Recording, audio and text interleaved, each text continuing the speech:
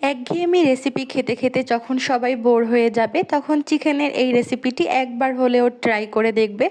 এর জন্য আমি কতগুলো শাঁসলিক কাঠি নিয়েছি। শাঁসলিক কাঠিগুলোর ভিতরে আমি ম্যারিনেট করা চিকেনগুলো ভরে নিব। আর এগুলো ম্যারিনেট করার জন্য আমি বেসিক মশলাগুলো ইউজ করেছি।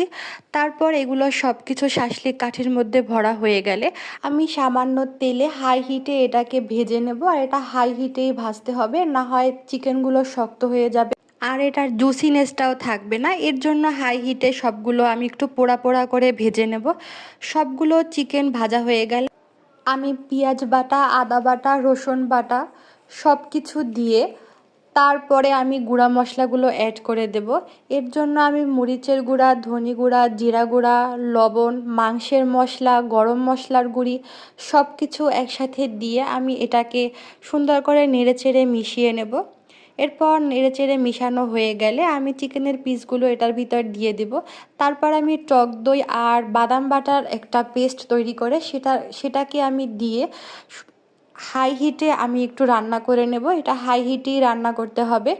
এই তো চিকেন রান্নাটা আমার হয়ে গেছে, এখন এটাকে সার্ভ করে নেব। আর আপনারা অবশ্যই একবার হলেও ট্রাই করবেন, কারণ এভাবে রান্না করলে যে কেউ ভীষণ পছন্দ করবে। ওকে, আল্লাহ হাফেজ।